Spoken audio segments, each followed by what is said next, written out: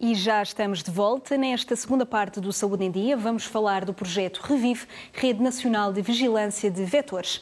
Em estúdio tenho a doutora Maria João Alves, coordenadora do REVIVE, que é um projeto do Instituto Nacional de Saúde, Dr. Ricardo Jorge, e Marina Antunes, técnica de saúde ambiental, em representação da APSAI, Associação Portuguesa de Saúde Ambiental. Eu agradeço às duas aqui a presença em estúdio, aqui a presença no Saúde em Dia, e começo aqui pela doutora Maria João Alves, para sabermos o que é, afinal, este projeto REVIVE, esta Rede Nacional de Vigilância de Vetores. Muito obrigada pelo convite para estar aqui presente. A Rede de Vigilância de Vetores, o acrónimo é REVIVE, é um projeto que resulta de um protocolo de colaboração entre o Instituto Nacional de Saúde, as administrações regionais de saúde do país, o IA Saúde da Madeira, a Direção Regional de Saúde dos Açores e a Direção-Geral de Saúde Nacional, a nível nacional. É um protocolo que foi criado em 2008, portanto já tem 10 anos, que pretende fazer a vigilância de vetores de artrópodes, como insetos, como mosquitos e carraças, a nível nacional.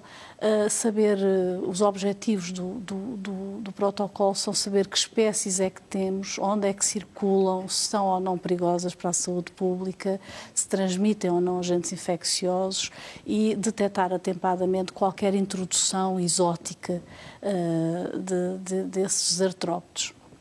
Também pretendemos responder ao Regulamento Sanitário Internacional, que obriga a que haja vigilância nas zonas dos portos e aeroportos, e é também no âmbito desse REVIVE que essa vigilância é feita a nível nacional. Eu ia perguntar aqui à Marisa Antunes, enquanto técnica de saúde ambiental, acompanha as recolhas. Peço desculpa, Marina Antunes, exatamente. Enquanto técnica de saúde ambiental, acompanha aqui as recolhas e como é que isto funciona na prática. E se calhar vamos recuar um pouco e explicar exatamente o que são vetores. Portanto, vetores são todos os animais que possam transmitir de alguma forma doenças. Na prática, os técnicos de saúde ambiental que trabalham nas unidades de saúde pública e que de alguma forma colaboram no programa REVIVE, o que eles fazem é ir ao campo, no caso dos mosquitos, e fazer as colheitas necessárias nas várias fases que é possível dos mosquitos. Depois, na parte das carraças, fazer a recolha possível junto de hospedeiros ou na vertente animal, junto de cães, gatos, em colaboração depois com várias parcerias possíveis que se possam ter com veterinários, associações que cuidam dos animais, que fazem a recolha dos animais. Depois aqui há várias interações que não é propriamente só a ida ao campo. Doutora Maria João Alves, qual foi a necessidade de criar um projeto deste género, há 10 anos atrás? Há 10 anos atrás este projeto foi criado até 2 ou 3 anos antes, na sequência da identificação de doença transmitida por mosquitos em turistas, até na região do Algarve. Nesses primeiros anos, a Autoridade de Saúde Regional sentiu necessidade de saber que mosquitos é que tinham, se podiam ou não responder, se há problema, se há algum risco em saúde pública naquela região. Por isso foi criado um mini REVIVE, só em termos de Algarve, que depois foi estendido a nacional. Portanto, nós queremos saber se há risco para a população. O projeto tem a ver com o risco em saúde pública e não com a investigação entomológica unicamente, mas sobretudo com o risco em saúde pública. Quando são selecionados os locais para a vigilância, são selecionados os locais que podem trazer risco para a população humana, para não só turistas, como foi nesse caso no Algarve. E é extremamente importante, presumo, conhecer estas regiões geográficas. Exatamente, daí é muito importante que sejam as próprias regiões a selecionar os seus locais onde pode haver risco, a proximidade à população humana, conhecem os criadores naturais, onde é que há risco, onde é que há casos clínicos. Portanto, as regiões têm informação se há ou não casos de doença em seres humanos que possa levar depois a uma atuação da rede e da vigilância em termos de vetores.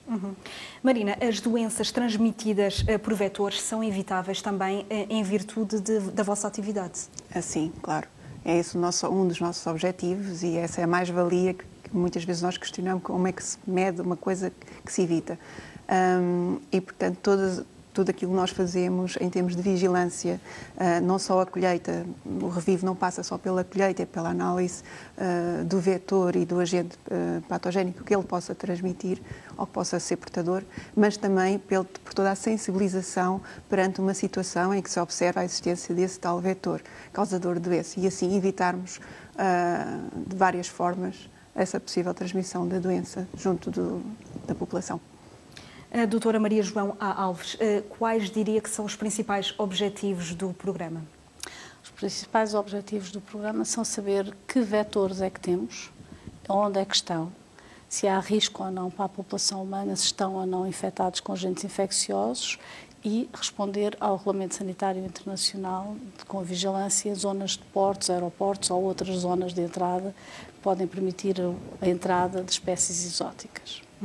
Eu convido-as agora a ver uma pequena reportagem para percebermos melhor como é feito o trabalho de detecção e de análise de possíveis vírus e bactérias. Vamos ao encontro do repórter Tiago Belim, que acompanhou uma recolha feita aqui precisamente pela Revive em Lisboa. Vamos ver. O clima está a mudar e com ele mudam também os agentes infecciosos e as práticas de saúde pública. E para ser possível fazer face a estas novas ameaças é necessário identificar, capturar e analisar aquilo a que os especialistas em saúde ambiental chamam de vetores. Vamos então ver, não sei se podemos então acompanhar. Nós vamos começar até aqui por mostrar um outro tipo de vetor que também acompanhamos, vigiamos, que são as carraças. Nós temos aqui, podemos ver aqui, por exemplo, uma carraça. Esta foi retirada já de uma pessoa, portanto, num serviço de urgência. As pessoas pensam que não há carraças em determinadas alturas do ano, mas durante todo o inverno tivemos pessoas a ser picadas por carraças. Aliás, é a altura do ano em que as pessoas mais se expõem, porque há muitas atividades ligadas ao campo, a apanha da pinha, a caça, os cogumelos. O passo seguinte da recolha é encaminhar, normalmente com alguns requisitos, com frio, até para garantir a integridade da amostra, vai seguir para o laboratório em Águas de Moura, que pertence ao INSA, o Instituto Nacional de Saúde de Ricardo Jorge, que é o Centro de Estudos de Vetores e Doenças Infecciosas. Foi o sítio onde começou a luta contra a malária em Portugal, era o antigo Instituto de Malariologia.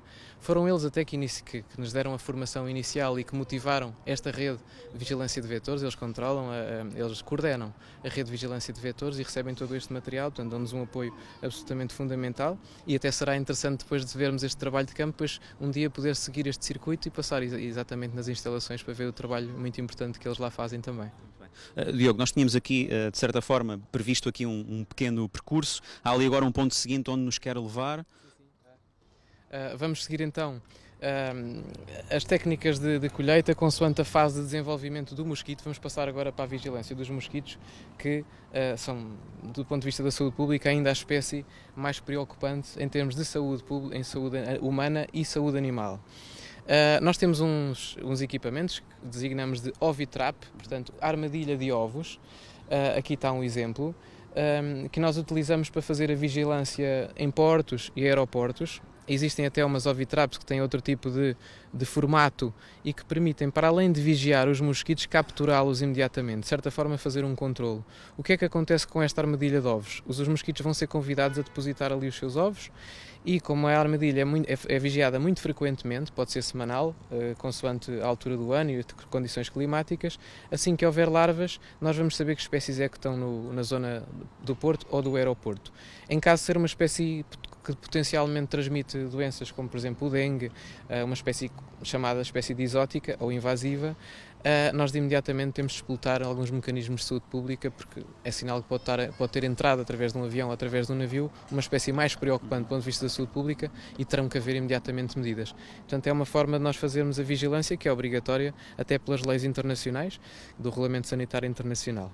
Esta vigilância que vocês fazem é regular, não é? Sobretudo nesses espaços de maior intercâmbio de pessoas e de mercadorias, não é? Exatamente. Precisamente o aeroporto, o próprio porto também, não é? Exatamente.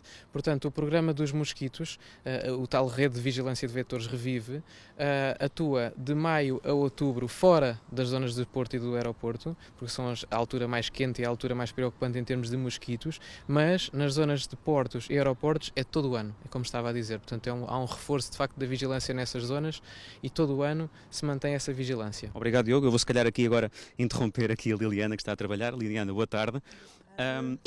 Eu queria lhe perguntar então, o que é isto que vocês estão aqui a fazer agora? Sei que estão a tentar fazer uma recolha. Qual é o método que estão a utilizar? Explique-me um pouco. Nós estamos a fazer uma vigilância de imaturos.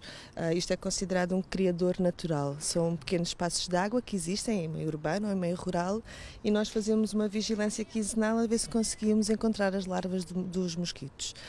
E o que nós estamos aqui a fazer é tentar apanhar larvas, mas sem muito sucesso, porque felizmente não há larvas neste lago. Mas é esse o propósito, é garantir que não existe. Muito bem. Aqui e nos outros espaços em que costumam tentar fazer estas recolhas, quais são os métodos normalmente que utilizam para fazer a captura dos vetores? Em criador natural é este, basicamente com uma pequena concha, tentamos que a concha seja clara, apanhar pequenas porções de água e perceber se pela cor, consegue-se, como faz contraste, se houver alguma coisa, porque nem sempre são muito perceptíveis, conseguimos ver se tem alguma larva. Basicamente este é o método. Se tiver, pomos na caixinha e levamos. Outro método é as ovitrepes, como já tiveram a ver há pouco, e fazemos exatamente o mesmo método. Apesar de não termos tido aqui sucesso de captura aqui neste ponto, pode-se ver aqui larvas, porque houve sucesso hoje de manhã num outro ponto, mais rural.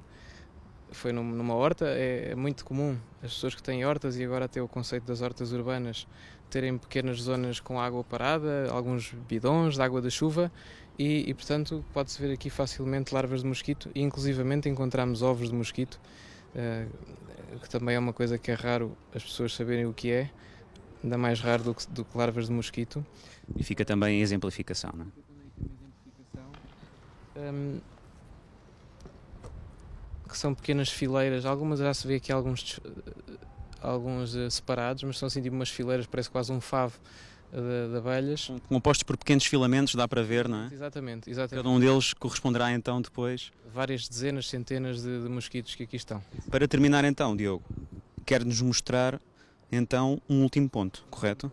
E nós temos um equipamento... Vamos ver então. Que vamos ver exatamente e que funciona que tem algumas formas de atrair os mosquitos para os capturar. O equipamento foi desenvolvido por uma instituição de referência a nível mundial, que é o Center for Disease Control, o Centro para Controlo de Doenças norte-americano, que desenvolveu aqui uma armadilha que utiliza, embora agora durante o dia seja um pouco difícil de ver, uma luz ultravioleta, que semelhante àquela dos eletrocutores de insetos que existe nos restaurantes. É uma luz negra que agora não se consegue porque não temos contraste suficiente, mas que depois os mosquitos, à medida que se aproximam da luz ultravioleta, são capturados por uma ventoinha e ficam dentro de um saco de rede, seguindo depois para laboratório. Nós ainda utilizamos alguns outros iscos para maximizar a aproximação dos mosquitos a este equipamento e parece que não, mas já temos conseguido apanhar mais de 2.000 mosquitos numa armadilha pequena como esta, que depois vão ser todos identificados, analisados e pronto, e depois é dada essa informação para os serviços de saúde pública para poderem atuar em caso de necessidade.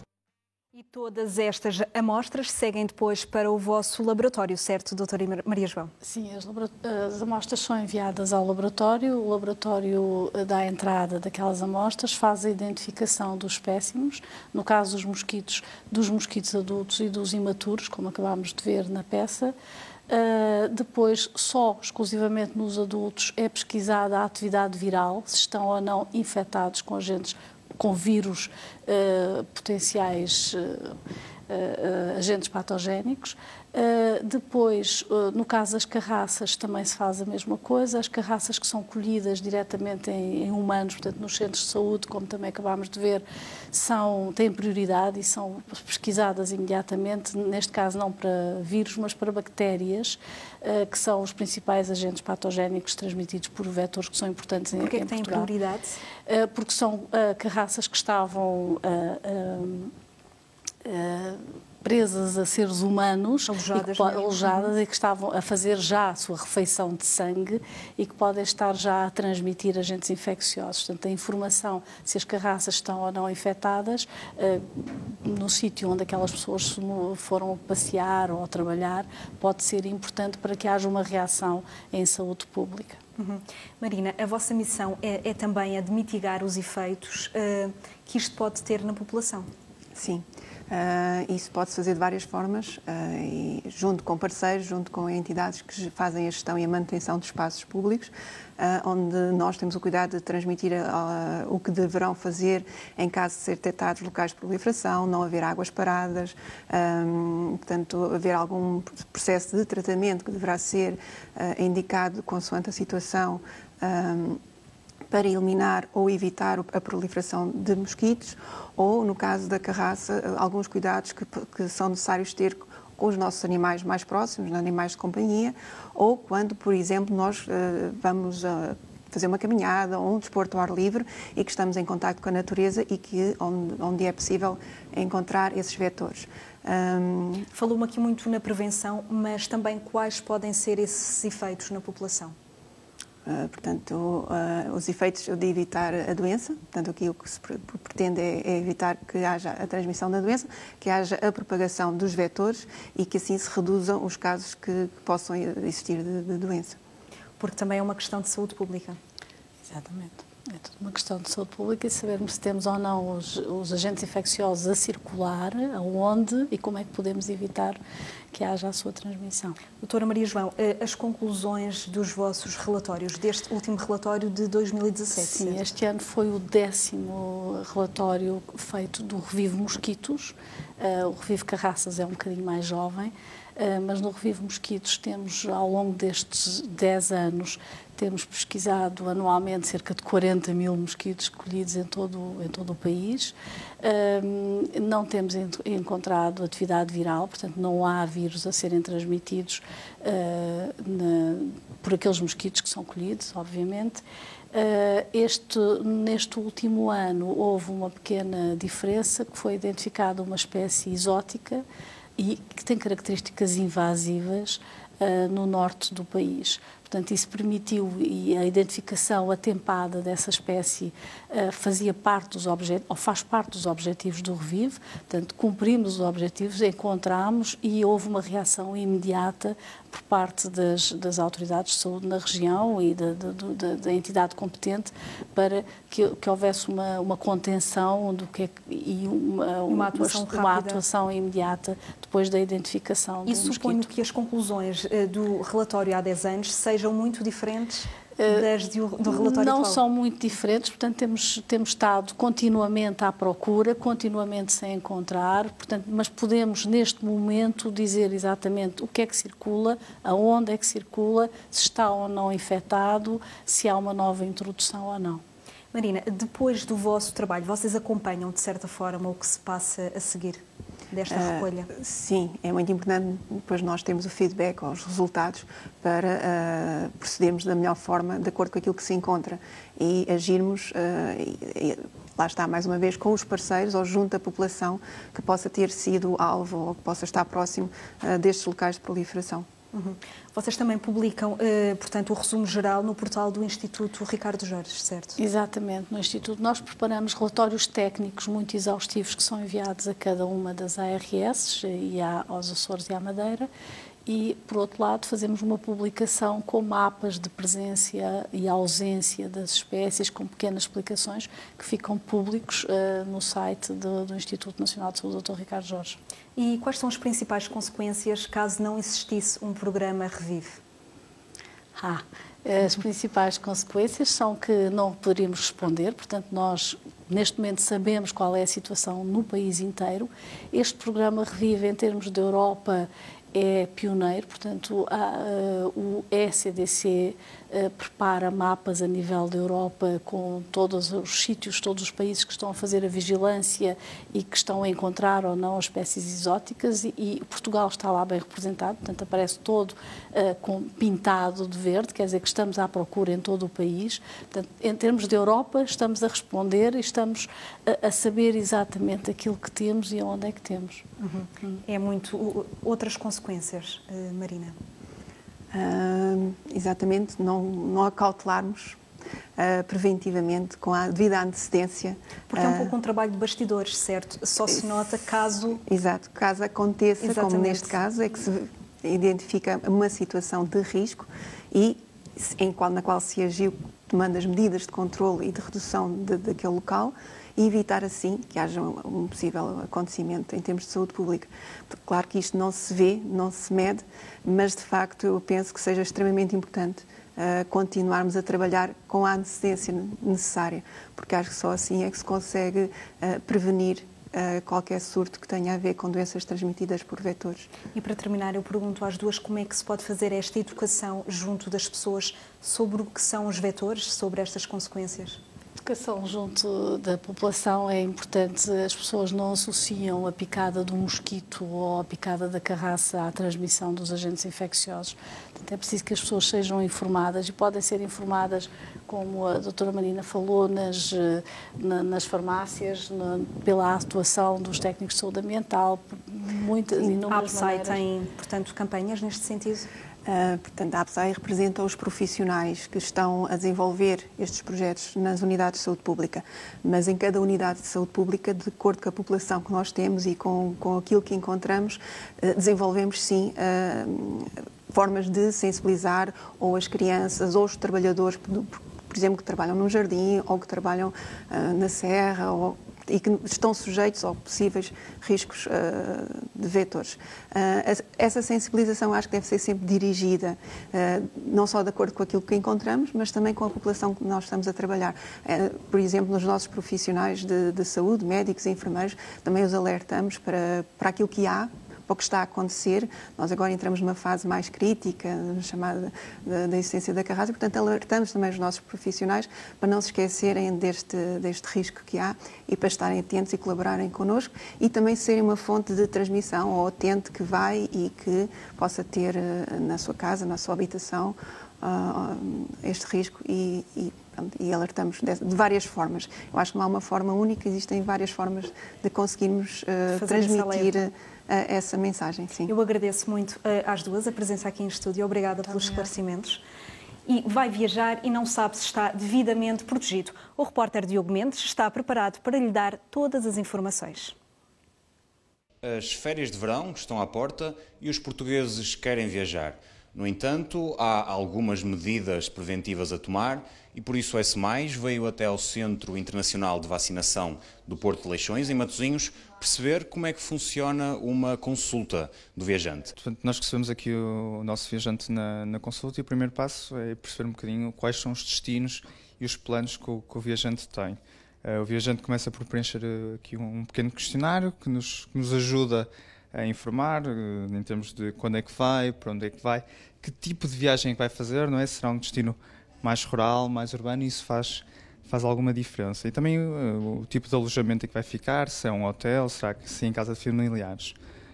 Começamos por aí, por perceber o enquadramento, quantos dias vai, também é importante, e a data de partida, porque às vezes surgem-nos viajantes que vão partir muito brevemente, às vezes com 2, 3 dias daqui, não é? Temos a consulta e 2, 3 dias eles vão partir, isso dificulta-nos às vezes um bocadinho o nosso trabalho. Depois passamos para uma segunda fase, em que tentamos olhar aqui para o mapa do destino e às vezes perceber alguns riscos, porque a medicina do viajante vai mudando, não é? Aparecem novos riscos, novas doenças, e portanto temos que estar sempre atualizados e fazemos este trabalho com os viajantes de perceber as zonas que podem ser mais arriscadas. Por exemplo, aqui estamos a ver o caso da Tailândia, o mapa da malária, e percebemos que há aqui algumas zonas que, se o viajante passar por elas, tem um risco de contrair esta doença que será superior a outras. Portanto, daí tentamos perceber por onde é que o viajante passa, para, em função disso, depois darmos as nossas recomendações. De seguida, discutimos um bocadinho às vezes os problemas de saúde que os viajantes possam ter. Também é importante para nós às vezes perceber doenças crónicas e outras doenças que os viajantes possam ter. A partir daí, começamos a falar das medidas que o viajante deve ter. Vacinação, vacinas que pode fazer, alguma medicação, alguns tratamentos profiláticos, por exemplo, no caso da malária, que podemos fazer para prevenir a doença, e depois conselhos gerais. Estar atento a que doenças deve estar atento, cuidados de ter com a água e com os alimentos, e vamos discutindo, e há aqui uma parte de educação para a saúde muito importante. É importante fazer a consulta de viajante antes, mas também depois de chegar de viagem, certo? Sim, aqui é importante estar atento a sintomas que possam surgir depois da viagem, porque sabemos que algumas doenças, esses sintomas só aparecem às vezes há alguns dias ou algumas semanas após o regresso. Portanto, é importante estar atento a isso e falar com o médico e avisar: eu estive neste país ou naquele, para o médico também poder fazer um bom diagnóstico. Muito bem. Pergunto também aqui ao utente, é a primeira vez que está a fazer uma consulta de viajante? É a primeira vez que sinto necessidade de o fazer, e então é a primeira vez que estou a fazer esta consulta, sim. Mas já houve alguma viagem que tenha feito antes e não optou por fazer a consulta de viajante?